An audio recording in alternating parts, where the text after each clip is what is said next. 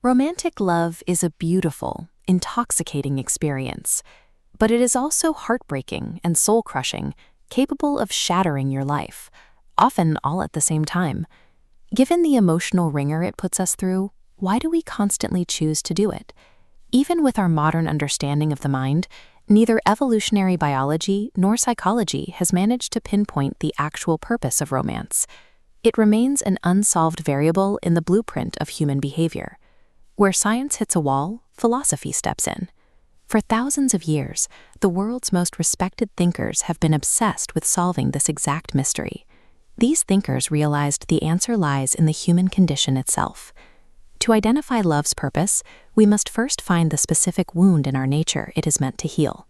The ancient Greek philosopher Plato proposed a famous diagnosis: humanity suffers from a profound, agonizing sense of incompleteness. In his text, The Symposium, Plato shares a story from the comic playwright Aristophanes. According to the myth, humans originally possessed 4 arms, 4 legs, and 2 faces.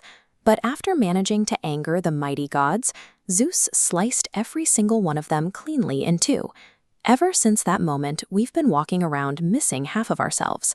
In Plato's view, romantic love is the lifelong, desperate longing to find our specific soulmate and finally feel whole again. Fast forward a couple of millennia to the German philosopher Arthur Schopenhauer. He looked at humanity and saw a different problem: the constant, looming threat of our own extinction.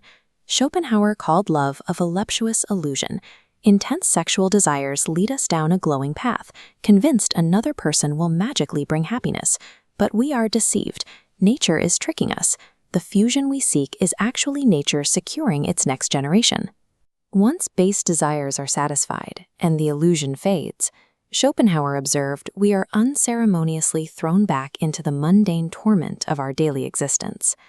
These 2 theories frame romance either as a spiritual quest to restore our lost wholeness, or as a cruel trick of biology designed to keep us enslaved to the survival of the species.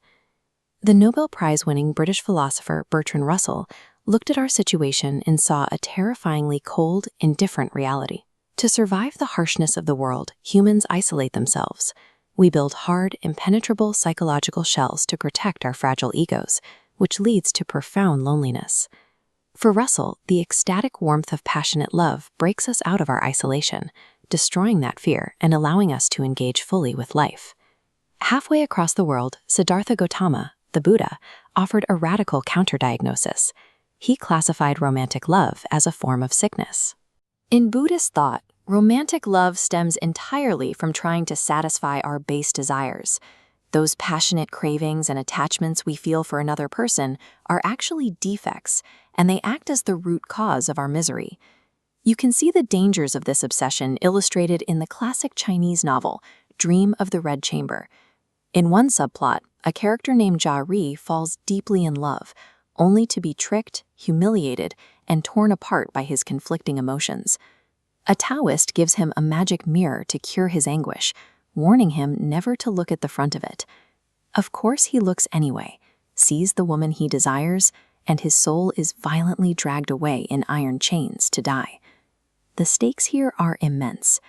Depending on which philosophy you follow, love is either the ultimate escape hatch from a lonely existence or a deadly illusion that chains us to an endless cycle of tragedy.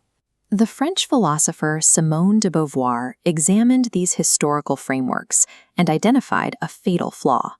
The mistake, she argued, is treating love as a medicine for the self. Relying on another person to fix your incompleteness or justify your existence turns love into a trap of dependency. Resting your entire reason for being on someone else's shoulders inevitably leads to resentment, boredom, and destructive power games. Beauvoir abandoned the search for why we love and focused instead on the mechanics of authentic love. She argued we must stop using romance as a survival tactic and start practicing it as a shared project. This model mirrors a profound friendship, where 2 complete individuals join together without surrendering their autonomy. Because neither partner is trying to fill a hole in themselves, they are free to discover their own identities while supporting the other's growth. It transforms love into a tool to reach beyond ourselves and enrich the world together. While philosophy gives us these frameworks to navigate our emotions, we may never uncover the definitive scientific reason we fall in love. We only know for certain that it guarantees an exhilarating emotional roller coaster. Armed with the knowledge of how to love authentically, we have to accept the risks. It might break your heart, or it might just be the best thing in your life. But will you dare to find out?